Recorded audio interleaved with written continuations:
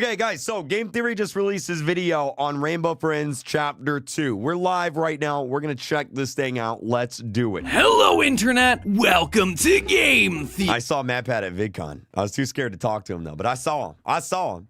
The show that builds its theories one Roblox at a time. Yeah. Man, this summer really is the season of indie horror sequels. Security Breach is getting DLC, Project Playtime just got a big new update, and I'm pretty sure Garten of Banban 4 and 5 and 6 will probably drop any day now. Add in the demo for the Cooking Companion spin-off, and honestly... I gotta play this game. I don't know what game that is. Oh my god, I gotta play this game. I gotta play this game. We've got ourselves an infinity gauntlet of indie horror. I guess you could call it the Indinity Gauntlet. I honestly feel like I need to release an entire apology video for that one joke. But speaking of multicolored gemstones, there is one other brightly colored sequel that just dropped. Rainbow Friends Chapter 2. In case you missed our last theory on Rainbow Friends, let me catch you up. A school bus heading to an amusement park called Oddworld gets sent down the wrong path, causing the bus to crash and everyone inside to wind up inside a mysterious facility. It seems to be the remains of an old TV show, museum, and play park dedicated to the Rainbow Funtime Friends, a cast of characters from an old animated TV show. Thanks to some plaques and pictures scattered throughout the building, we discovered that the Friends were created by a man called Oswald D. Davis and his partner Trenton. With this I agree so far. Right, yes. facility specifically designed to bring the Rainbow Friends to life. Because this is an indie horror game though, you can probably guess how well that went. In 1991, shortly after having their first guest, the facility was shut down, as evidenced by long-forgotten computer login screens sprinkled throughout the game map, leading us to the events of Chapter 1, where we're trapped for 5 days by someone who appears to be the Red Rainbow. Is it 5 days? I thought it was 5 hours. Is it 5 days? I don't think it's 5 days. It's 5 hours, isn't it? I'm pretty sure. I could be wrong. Am I wrong, or is it 5? Is it 5? It doesn't matter. Doesn't matter. Friend, though official merch only lists him as just the scientist. If we manage to survive for the 5 days, we're chased through the vents and eventually escape from the facility. Chapter 2 then picks up immediately after that, leading you to a fenced-off area and an old man trying to break in. Probably should be using some wire snips instead of scissors to cut through that fence, but hey, what do I know? Anyway, we eventually make our way into Oddworld, the amusement park that we were headed to at the start of Chapter 1. And clearly Oddworld is also dedicated to the Rainbow Funtime Friends, with different parts of the park branded around each of the different characters. Green's Drop Ride, Purple's Maze Lair, Blue's Castle, and Orange's Cavern Coaster. Speaking of Orange, he's not here until the finale of the chapter. Oh, he's adorable. He's my favorite. And well, my bestest boy. He looks like a Dorito. He looks like a Dorito. You know, like the orange Doritos? You take it out of the bag, and that's what he looks like. He looks like a Dorito. May indeed be missing. Red seems to have brought with him some new additions to the crew, specifically Yellow and Cyan, to hunt us down in any and all ways they can. Just like in Chapter 1, we're tasked with running around collecting items required for our escape. Only this time, instead of being trapped here for days, we're only having to survive for a couple of hours. A few gas canisters and one giant cake later, we escape the facility on the park's roller coaster. But of course, the end never truly means the end. The chapter closes with the promise of more ahead. Now, obviously, while the game has us busy looking around for bags of sugar and light bulbs, my eyes were peeled for the real important thing to collect: the lore! Is there lore? Looking for lore. Looking for Matt love Pat, and dude. looking for lore. But this time, it's not there. Or at least I was talking with Carl Jacobs. You know, we run Pixel Playground, and he was like, "What if we got MatPat to make a Roblox video with us?" And I was like, "What? You just know MatPat?" And he's like, "Yeah, I'm friends with MatPat." I was like, "Well then, yeah, let's get MatPat to make a Roblox video with us. That sounds like a great idea. Let's do it. Yeah." Coming soon. Make sure you're subscribed. least it's not all there. You see, the lore of Rainbow Friends after Chapter 2 is so much more than just this one game and its small handful of primary colored characters. To solve this one, we're gonna have to span a literal empire of popular Roblox games connected by a shadowy organization and overseen by a mysterious businessman out for— Oh, is he going to say that the guy from Spider is the guy in this? You'll see what I'm talking about. blood. And that, my friends, is our journey for today. But first, we gotta answer the question that everyone has This guy right here. when Who they is first he? boot up Chapter 2. Who the heck's the old guy? Even me during my playthrough, I just couldn't shake the fact that something was off about this guy. Let's hope this works. I'm not gonna skip this. I'm not gonna vote to skip. Poke. Poke. What the? Oh no, old man! Gosh. Oh my god. Dude, that old man's dead. Like, you're not getting up from that. You're dead. You will have a very minor case of very serious brain damage. Oh, that was a severe head trauma right there. Oh, he's definitely got a concussion. Whoa, how'd I get up here? Who even are you? Do I care about you? No. And let's be honest with ourselves, this guy is sus. We start the game off and we find him breaking into a facility, and then we go, yeah, that seems like a totally trustworthy thing to do. From there, we just blindly do everything he asks. Not a great plan. But what's even more suspicious about this guy is that he simultaneously knows more about Oddworld and less about it than he lets on. On one hand, he's trying to break in, which shows that he's trying to do something here. Maybe sabotage Red Guy or spy on the experiments that are going on. It's unclear. Our old man also seems very familiar with the fact that the Rainbow Friends are now bloodthirsty monsters, considering when he sees Blue running around, he knows that it's suddenly a sign of danger. Is that Blue? Dabu-dee-dabu-die? Oh no, coming here was a mistake. He also knows about the lookie that's blocking our path and how it can be lured away with Cake, or how you can escape from being caught by Yellow. All of that is some pretty insider knowledge. He's not just familiar with these creatures, he's experienced with their inner workings and mechanics. On the other hand though, as soon as he senses danger, he immediately regrets his decision to break in. Oh no, coming here was a mistake. We need to find a way out of here and fast. Literally the way we came. You were literally snipping things into the fence. That's true.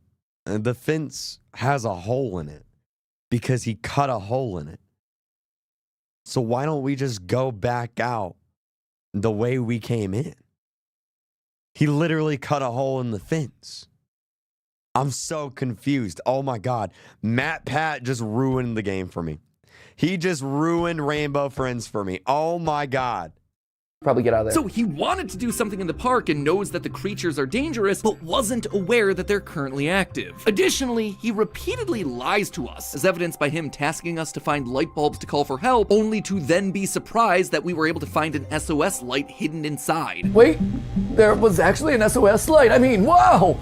You guys must be good at finding things. So, who is the old man? Well, let's take a look at his design. A leather jacket, thick-rimmed glasses, and a smirk, which makes him the perfect match for one of the two characters that we learned about in Chapter 1. This is what I thought. This is Trenton, I believe, right? Like, this is Trenton. That's his name, I think. I'm pretty sure this is Trenton. Trenton, co-founder of the Rainbow Friends. This seems like a pretty open and shut case. Everything about these two guys match, except... But he's old. Longtime theorists will realize that there's a slight hole with my plan. In my previous theory, I said that Oswald turned Trenton into Red, but in this game we see both characters existing simultaneously. So what's the deal with that? I was wrong. It's easy as that. Red isn't Trenton. See, I can't admit when I'm wrong. It would seem that Trenton's back in the Rainbow Friends family for something. But what? Well, we can actually get hints to that from the first two chapters. First things first, obviously Trenton is much older now than he is in the picture from Chapter 1, and that's because the portrait is from when the company first started, 1972. You see, before entering Oddworld at the start of the chapter, we can actually go off to the side of the fence in the lobby area and activate a generator here. The code for the generator is 1972. All it does is activate this little conveyor belt with a cinder block on it, but that right there is telling us that the date matters. I would guess that it's likely acting as the start to the Rainbow Funtime Friends franchise. Why would I say that? Well, as we've seen with other indie horror franchises, the 70s tends to be a good starting date for failed kids franchises. And they're not just making up these dates out of thin air either. The 70s were a huge time for the types of kids programming that Rainbow Fun... Bro, no wonder people that were born in the 70s are so weird. This is what they were watching growing up. Look at that thing. That thing looks like a demon. It looks like it's gonna suck your soul. Look at it. Bro, if I had to wake up every morning and watch that while I ate my Cheerios and Fruit Loops, I'd be pretty crazy too. Oh my God. Time for the types of kids programming that Rainbow Funtime Friends was probably like. This was the era of Mr. Rogers, the electric company. I love Mr. Rogers. The new zoo review. What the heck is that? Bro, I don't want to ever hear an adult say, man, kids shows suck these days. Because this is what they were watching. But that thing looks like a booger. It looks like a giant pink booger. What is that? view. Sure, they weren't animated. Oh my God. What? Animated, but you had these big casts.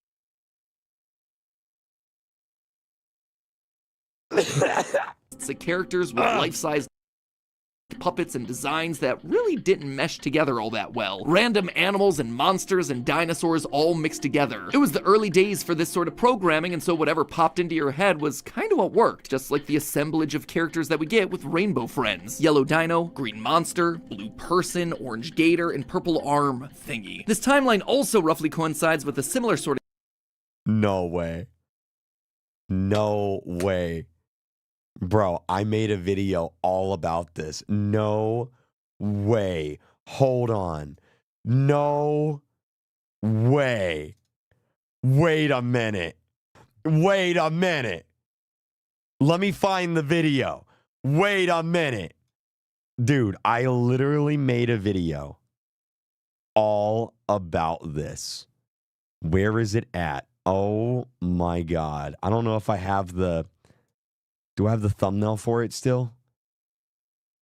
I don't know if I do. I may still have the... Anyway, it was a video literally about this. Hold on. I'm going to see what he says. If it's... Let's see. a kids show at the time, a British program by the name Oh my God. No way. No freaking way. Hold on. Look at this. Look at this. Wait, look at this. Let me find it. Let me find it. No, look at this.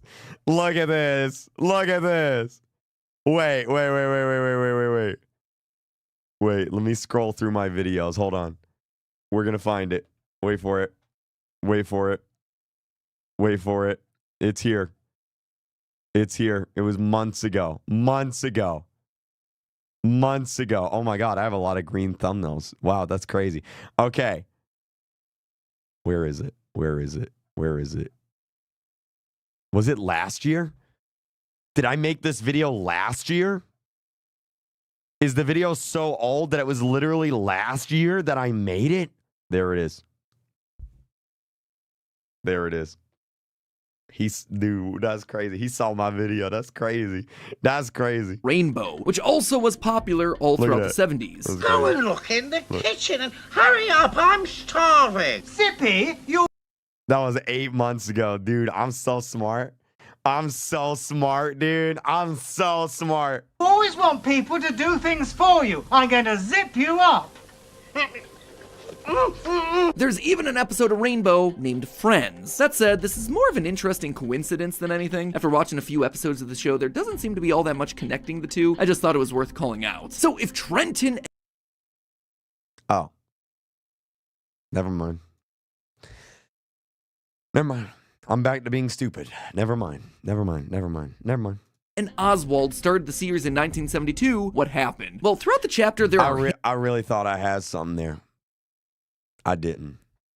I'm just stupid. Hints to a rivalry between the two of these characters. In a control room near Orange's roller coaster, we can see a whiteboard with various messages smudged out, including call animal control and change garage code. Now, the animal control line is likely a reference to the moment that the characters escaped. Throughout chapter 1, we saw that the Rainbow Friends were, at least for a period of time, forced to live in stables under the facility, even having to be chained up in order to be showered. They were treated like animals, so calling animal control the day they escape and happen to be hungry seems to make a lot of sense. But what I'm more interested in is the blue text that says change garage code. You'll notice that right next to it is a blue stick figure wearing a crown, an obvious reference to the character of Blue, right? Well, also notice that there's a red stick figure next to it that's been erased. It seems like someone, speaking in blue, is looking to take over, take the crown for themselves, and quite literally erase red from existence. This power struggle between the two is also reflected in the calendar that you can find in the same room. Like all the other calendars you find throughout the map, this one has July 1st marked out for a field trip, a reference to our school bus first arriving at the facility. Based on the fact that July 1st on this calendar falls on a Friday, you can actually pinpoint a few potential options for what year the game is meant to be taking place: 1994, 2005, 2011, 2016, and 2022. My money is on that 2022 mark. June 30th, 2022 is when Rainbow Friends Chapter 1 first released, and with the next day, July 1st, being circled followed by the words field trip feels like a reference that's both meta and canon. Anyway, that tells us that it's been over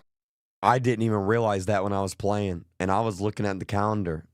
Man, I really am not that smart sometimes, man. For 30 years since the initial facility shut down in 1991. But this calendar actually gives us a lot more information. Notice that there are a couple more dates highlighted. July 4th for fireworks, which, yeah, that tracks, and July 6th for a light show. These highlighted dates, I believe, not only confirm that this calendar is up to date, but also gives us an idea of what Red is aiming for. Remember, the first chapter took place over the course of 5 nights. That means that our escape happens the evening of July 5th. That's why there are leftover fireworks for Red to use to scare the old man during Chapter 2's third challenge. However, clearly there is someone else here who's trying to foil Red's plan, because each date is scratched off using blue, including the light show that's happening on the 6th, a date that has not happened yet. Technically, that's supposed to be happening tomorrow, and underneath those dates is a note saying move to August for investigation. Whoever's writing these messages in blue is trying to stop or slow down Red's plan. The power struggle was also being referenced in Chapter 1 with this random line on a wall written in red: "You only slowed me down." Since we only have ourselves 2 named characters in this game, our list of suspects is fairly limited, especially with Trenton obviously being the old man. Unless they're introducing a new character in the next chapter, process of elimination kinda dictates that Oswald the founder must be Red. The park is named after him, he's the one in control, he's also the one who has the proper garage code as we see from the opening cutscene. It's also clear that Red and Trenton have themselves a backstory, considering Red has the chance to kill off Trenton in Challenge 3, but chooses not to, instead just using the fireworks to scare him. That then means that Trenton, our old man, must be the one in blue. Now, wait a minute.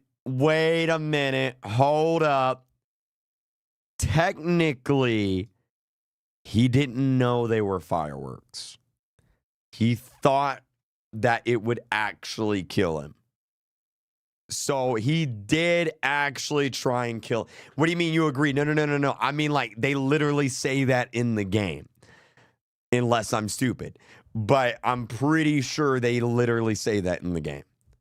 I'm pretty sure. Maybe I'm wrong again, but I'm pretty sure. In Challenge 3, but chooses not to, instead just using the fireworks to... Because Red is like, he's confused as to why the fireworks didn't explode. If he knew they were fireworks, he wouldn't be confused about it.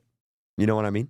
Scare him. That then means that Trenton, our old man, must be the one in blue, breaking into the facility, trying to strike back, and ultimately reclaim the crown for himself, erasing Red from the picture for being too ambitious, for pushing too far. Here's what I think happened. The two started the show together, helping it to grow in its early days, but then something started to change. Red, Oswald, wanted to keep growing, make more characters, make them more realistic, and blue, Trenton, disagreed. In Chapter 2's final chase sequence, we run past robotic versions of the characters all discarded, dismantled, old animatronic versions of blue, orange, green, all thrown away. I suspect that this was because they weren't good enough for Red. They weren't realistic enough. He needed something living, the actual Rainbow Funtime Friends, which came out around 1991. Along the way, Trenton was disowned, ousted from the company for being resistant to this change. Fast forward to the game today, in 2022, where I suspect that Red is now using the lookies and tainting the local water supply with them. In the chapter's final sequence, we run past exactly that. A bunch of Rainbow Friend Dude, I said this in my video. Oh my God, please tell me I'm gonna be smart again. heads, which we know are living creatures, floating past in a pipe explicitly labeled water supply. Red is up to something, trying to make everyone into a Rainbow Friend, no longer slowed down by his partner. But now, that partner's back. Trenton is here and trying to sabotage his old business partner, make him stop the mad power trip that he's been on. But that also doesn't necessarily mean that Trenton's that good of a guy. You see, there's one thing that I can't quite shake in all this, and that's the Easter egg that led me to believe that Trenton was the villain in the first place. See, when you look through the glass of the terrarium in Chapter 1, Trenton's picture changes from a cool guy in a leather jacket to a man in a suit with glasses and a top hat with a purple ribbon. Clearly, Trenton is hiding something, transforming into a villainous business guy. But who or what is he? Well, I think this conspiracy actually goes much further than just Rainbow Friends. One thing that I didn't notice last chapter was that the computer screen showing Oswald's final login dates have a company name on them. That character is from a different game.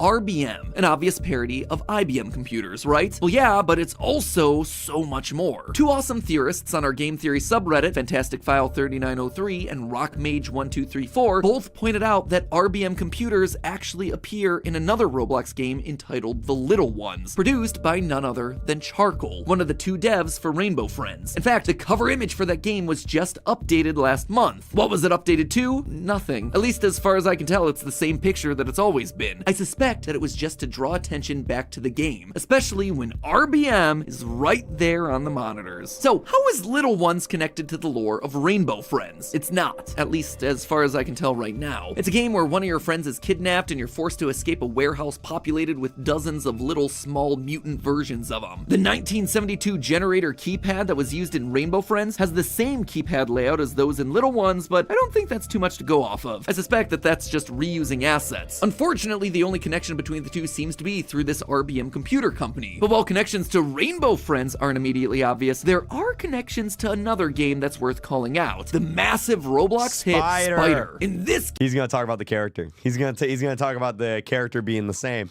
isn't he? game, one friend is bit by a spider and transforms into a horrific creature, trying to capture all the other friends. This game was made by Rainbow Friends' other dev, Roy Stanford. But again, the reason it's interesting is that there are pictures of the spider hidden inside the Little Ones. There's also a series of labeled VHS tapes, one clearly marked as Spider. Why does all that matter for Rainbow Friends? Well, because of this. Spider has one pass available for purchase, a pass that increases the odds that you can become the spider in the main gameplay. And whose face is that there, front and center on that spider pass? A businessman with glasses, a top hat, and a purple ribbon. It is the exact face that's hiding inside of Trenton's portrait in Rainbow Friends. Could this all just be a series of Easter egg connections from two devs referencing their past games? Absolutely it could. But those have already happened in other places from Rainbow Friends. In Chapter 1's lobby, you can actually go out and around this building right here, and you can see references to both of these games, Little Ones and Spider. That right there, that is an Easter egg. But to suddenly see these explicit references and connections in the gameplay itself, that now feels to me like something a little bit more. Like maybe Trenton isn't all he appears to be. That maybe he is a spider in disguise. He is a